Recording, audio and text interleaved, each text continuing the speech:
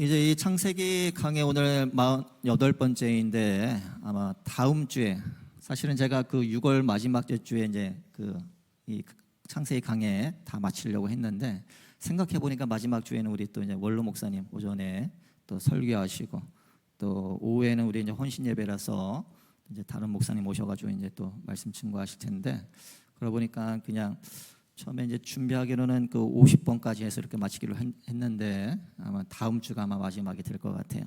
하여튼 그동안 여러분들 듣느라 수고들 하셨고 또 말씀 통해서 또 창세기 강해를 통해서 하나님께서 여러분들에게 주신 그 모든 은혜들 여러분들 기억하면서 또 늘 마음 가운데 새기시고 또 주의 은혜로 살아갈 수 있는 우리 성도님들 되어지기를 바랍니다.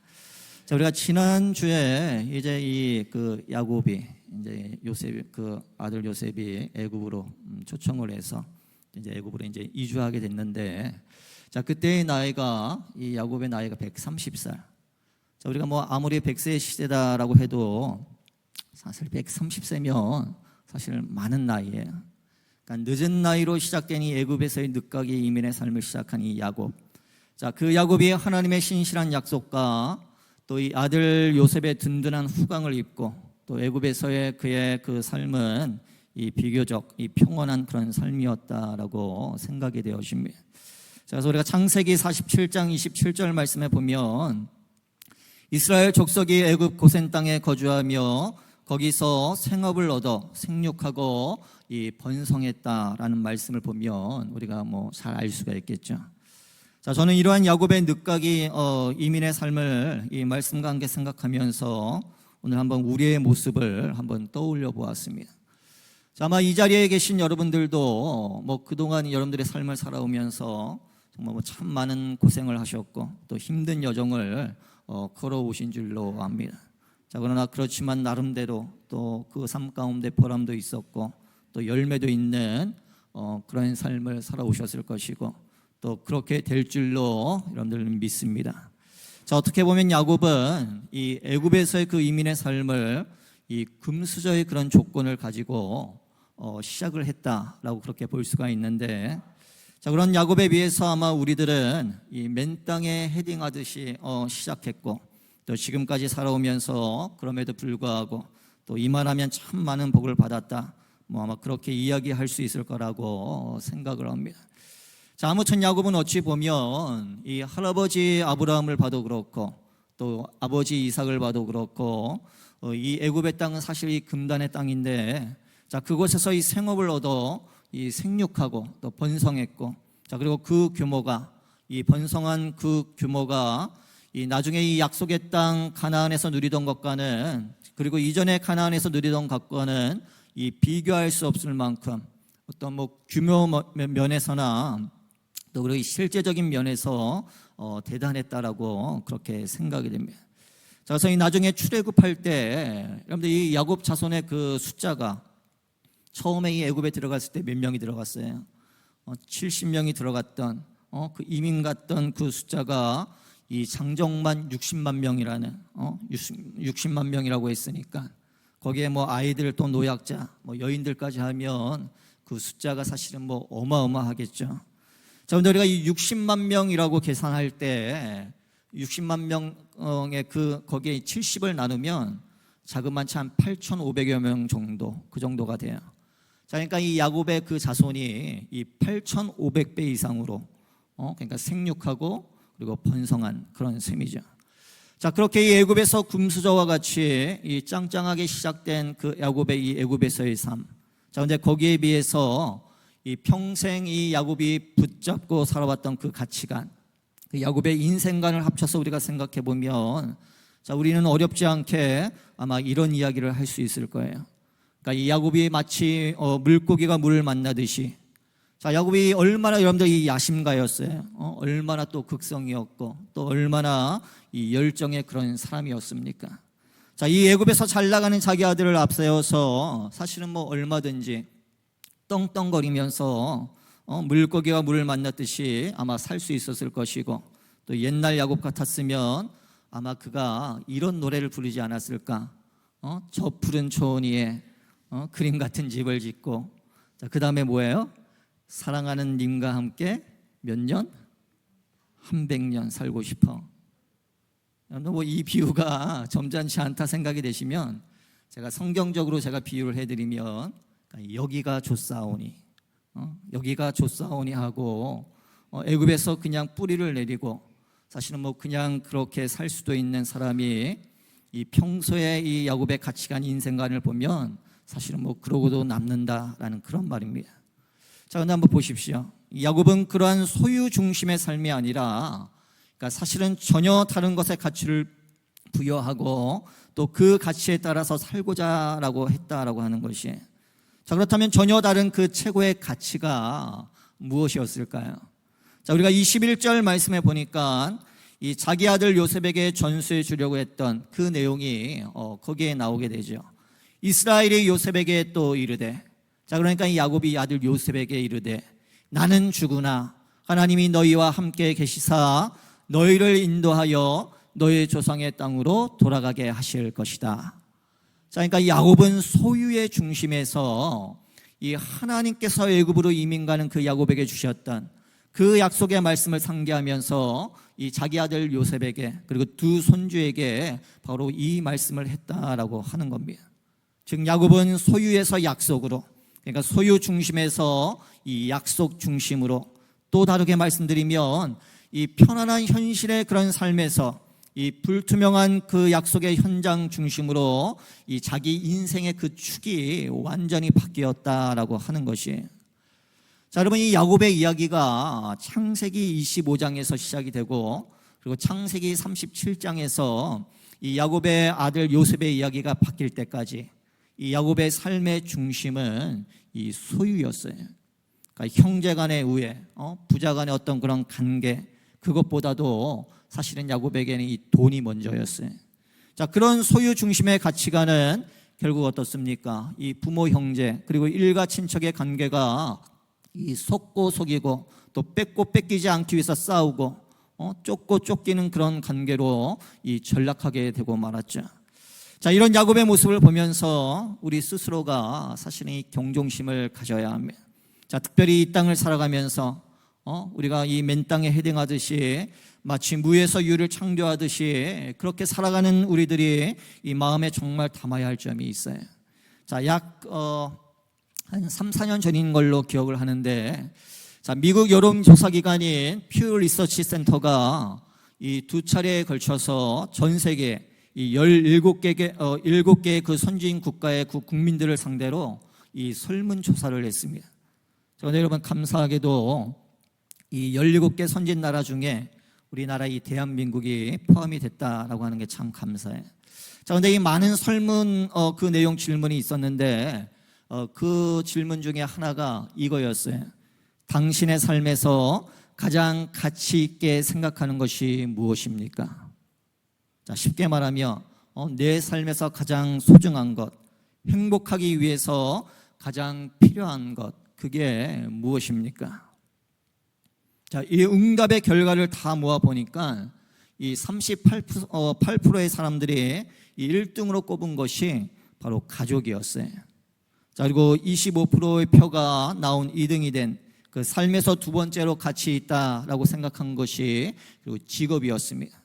자, 그리고 19%를 받은 인생에서 가장 가치 있는 것, 이 3등으로 꼽힌 것이 바로 이 물질적 행복, 그러니까 돈이었어요. 자, 그런데 이 설문에 참여한 우리 한국 사람이 이 1,006명이었는데, 자, 근데 그 1,006명이 투표한 것을 종합해 보니까 이 삶에서 가장 가치 있는 것 1등으로 꼽힌 것이 뭘까요? 돈이었어요.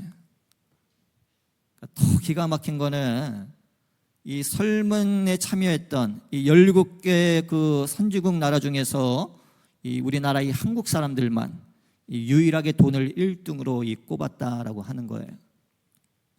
자, 그럼 왜 요즘에 그 한국 우리 어린 아이들에게 물어보면 내 꿈이 뭐냐? 라고 그렇게 애들한테 물어보면 1등으로 꼽힌 게 뭐예요? 뭐라 그랬다 그래요? 우리 아이들이 건물주 되는 게 희망이다라고 그렇게 얘기한다잖아요. 근데 여러분들은 어떠십니까? 자, 우리 사랑하는 성도 여러분, 자, 성경은 인생에서 가장 가치 있는 것으로 소유를 꼽지를 않습니다. 또 뭐 좋은 게 좋은 거라고 뭐 다른 사람들과의 어떤 관계를 꼽은 것도 아니에요. 자, 성경이 제시하는 삶의 가장 가치 있는 것은 바로 하나님과 나와의 맺은 언약을 중심으로 한 그런 인생관입니다. 그러니까 약속이에요. 하나님과의 약속. 자, 근데 여러분, 이 야곱의 이야기가, 오늘 이 야곱의 이야기가 바로 우리들에게 던져주는 그 도전의 메시지가 바로 그것이에요. 야곱은 그의 삶의 축이, 그 중심축이 바뀌기 전까지 소유 중심의 가치관을 가지고 물질적 행복을 추구하며 이 머리가 터지게 살아왔어요. 자, 근데 여러분, 그 결과가 어땠습니까? 아까도 말씀드렸듯이 부자 간의 관계가 산산조각 났고, 또 형제 간의 관계가 원수지간이 되었고, 또 삼촌과 외사촌들과의 그런 관계는 뺏기고 뺏는 살벌한 관계, 또 먹히지 않기 위해 온갖 비열한 방법을 다 동원해야만 살아남는 그런 살벌한 관계가 되고 말았어요. 자, 심지어는 여러분이 죽은 줄만 알았던 그 자기 사랑하는 그 아들 요셉이 이 나중에 보니까 여러분들도 잘 아시듯이 나중에 그 자초지종을 알고 보니까 그렇게 형제들의 미움 시기 때문에 그렇게 되었다라고 하는 것을 발견한 순간, 여러분, 이 야곱이 무슨 생각이 들었을까요?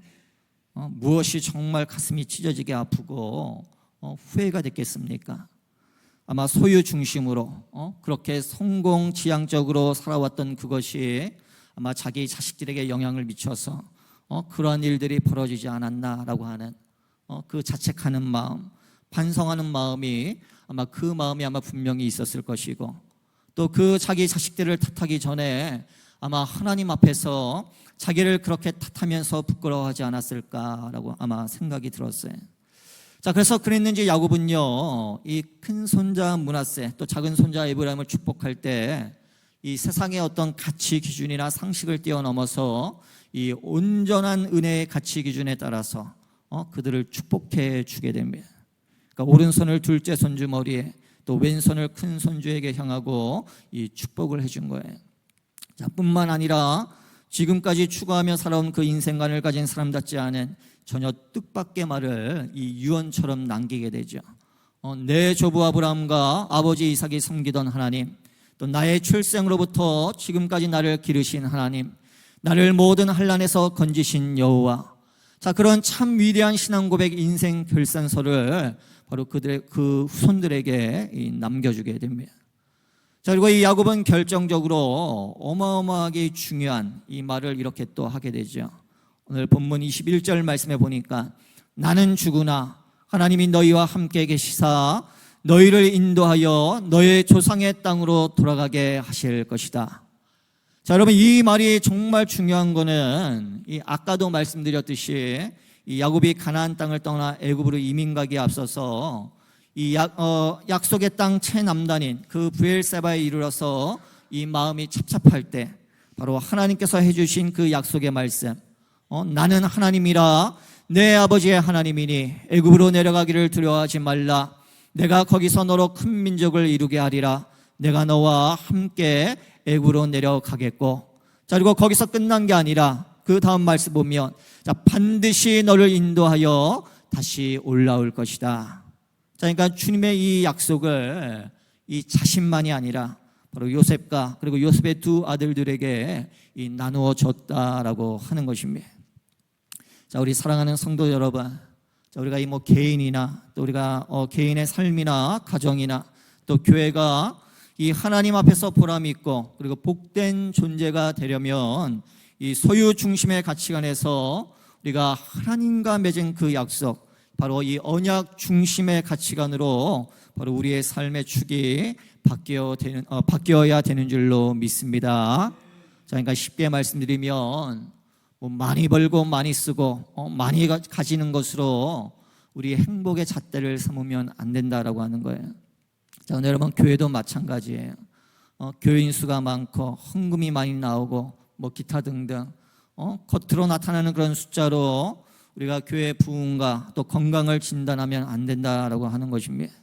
자, 특별히 우리가 이 주의 일을 할 때 우리의 모든 판단 결정이 우리 하나님의 약속을 믿는 그리고 그 하나님의 약속에 바로 우리의 삶을 들여 약속을 결단하는 그런 자세로 바로 우리가 나아가야 한다라고 하는 것이 우리가 뭐 절대로 어떤 편안함이나 안락함이나 안정된 것을 구하는 것보다는 뭐 이따가 우리가 뭐 결단 찬양으로 부를 그 찬양에 나오는 가사처럼 험한 산과 골짜기 그리고 깊은 바다가 앞을 가로막는다라고 해도 하나님의 약속 믿고 앞으로 우리가 나아갈 때 내 앞에 바다가 갈라질 것이고 설령 갈라지지 않는다 할지라도 우리로 하여금 하나님께서 바다 위를 걷게 하실 것이다 라고 하는 그러한 믿음을 가지고 우리가 도전해야 할 줄로 믿습니다. 야곱의 인생 결산을 바로 이 소유에서 약속으로 이 소유 중심의 인생관에서 이 약속 중심의 인생관으로 축이 바뀌었다라고 말씀을 드렸는데, 거기에 한 가지만 더 덧붙여 말씀을 드리면, 이 야곱은 자기 자신만이 아니라 이 후대 자손들이 이 약속의 사람들이 되기를 간절히 원했고 또 그렇게 가르쳤고 또 유언처럼 남겼고 또 한 번이 아니라 이 계속해서 그렇게 이야기를 했다라고 하는 것이, 오늘 우리가 읽지는 않았지만 그 48장 1절부터 보게 되면 이 야곱이 병이 들었을 때, 누워 있을 때 이 요셉이 두 아들 므낫세와 에브라임을 데리고 이 병문안을 가게 됩니다. 그래서 이 야곱이 힘을 내 일어나 앉아서 그들을 맞이하게 되는데, 그 맞이하는 그들이 나는 그 대화의 시작이 이 3절 말씀에 이렇게 묘사가 돼요. 요셉에게 이르되. 그러니까 이 야곱이 요셉에게 말하기를 시작했다라고 하는 겁니다. 근데 여러분 한번 생각해 보시기를 바라요. 어쩌면 이 마지막일 수도 있는 그 요셉과 두 손자들 앞에서 이 야곱이 말을 할 때 과연 무슨 말을 하고 싶었을까요? 아마 여러분 같으면 여러분들이 야곱이었다면 무슨 말을 하셨을 것 같습니까? 요셉아, 내 형들을 용서해 줘라, 뭐 그런 말 했을 것 같죠. 그렇죠. 또 요셉아, 하나님이 은혜를 주신 이 자리야, 그러니 교만하지 말고 겸손해라, 있을 때 잘해라, 뭐 그런 말 해주고 싶지 않았겠습니까? 저는 여러분 성경에 보면 사실 뭐 그런 말을 했는지 안 했는지는 언급이 없지만 근데 해준 말이 있어요. 오늘 본문 우리 창세기 48장 3절 4절 말씀에, 이전에 가나안 땅 루스에서 전능하신 하나님이 내게 나타나사 복을 주시며 내게 이르시되 내가 너로 생육하고 번성하게 하여 내게서 많은 백성이 나게 하고 내가 이 땅을 즉 가나안 땅을 내 후손에게 주어 영원한 소유가 되게 하리라 하셨느니라. 아멘. 그렇게 시작된 그 야곱의 이야기가 이 요셉의 두 아들, 그러니까 야곱의 두 손자들의 그 정체성에 대해 놀라운 선언을 하는 말로 이어지게 돼요. 그러니까 한마디로 두 손자들을 이 자기의 아들과 같은 그런 신분으로 이 격상시키는 그런 선언을 하게 됩니다. 그래서 나중에 이 가나안 땅에 들어가서 이 땅을 분배받을 때 요셉이 아니라 이 므낫세와 에브라임이 땅을 분배받는 걸 보면 바로 여기에서 아마 시작된 그런 역사적인 그런 현장인 것이죠. 그렇게 자기 아들과 같은 신분으로 이 격상을 시키면서 이 엄청난 축복 기도를 이렇게 해줍니다. 16절 말씀에 나를 모든 환난에서 건지신 여호와의 사자께서 이 아이들에게 복을 주시오며 이들로 내 이름과 내 조상 아브라함과 이삭의 이름으로 칭하게 하시오며. 특별히 여기 이들로 내 이름과 내 조상 아브라함, 그러니까 할아버지 아브라함과 이 아버지 이삭의 이름으로 칭하게 하시오며. 그러니까 야곱의 손자들이 이 아브라함과 이삭과 야곱의 이름으로 불려지는 그런 신앙인이 되게 해달라라고 하는 그런 기도였다라고 하는 것입니다. 그러니까 이 아이들이 조상 아브라함과 이삭과 야곱의 하나님을 섬기며 조상들의 신앙을 이어받게 해달라라고 하는 그런 기도인 것이, 여호와 신앙이 다음 세대로 대물림되게 해달라라고 하는 그런 기도였다라고 하는 것입니다. 그것도 이 잘 나가는 그런 애굽 땅에서가 아니라 바로 이 약속으로만 주어졌던 그 가나안에서 믿음의 자녀로 이 살아가게 해달라라고 그렇게 기도를 했고, 그리고 요셉과 두 손자 므낫세와 에브라임에게 말하고 또 말하고 유언처럼 신신당부를 했어요. 그러니까 이 장면은 한마디로 이 신앙의 바톤을 이 후대에게 넘겨주는 그런 장면이다라고 할 수가 있을 것입니다. 자, 저는 이 말씀을 준비하면서 이런 생각이 들었어요. 자, 왜냐하면 우리도 머지않아서 이 바톤을 우리가 이 다음 세대에 넘겨주어야 하잖아요. 자, 그러면서 여러분들이 그 가정 가운데 감당해야 될 그런 역할들이 있지 않겠습니까? 어떻게 보면 이 요셉의 두 아들, 야곱의 두 손자들은 이 애굽에서 태어났습니다. 자, 그래서 애굽의 문화, 언어, 종교에 그들은 익숙할 거예요. 자, 그만큼 언약 중심의 가치관에는 이 취약하다라는 그런 말입니다. 그러니까 익숙하지가 않아요. 자, 그러니 여러분, 이 우리의 역할은 어떤 걸까요? 그러니까 중간다리 역할을 잘 하시는 거예요. 앞으로 또 다른 세대를 꿈꾸면서 우리가 앞을 내다보면서 아름다운 신앙의 전통이 잘 계승되고 또 지금보다 더 좋은 기회로 성장하는 그런 일에만 초점을 맞추고 그리고 한마음 되어 힘차게 나아가기를 우리는 힘써야 한다라고 하는 것입니다.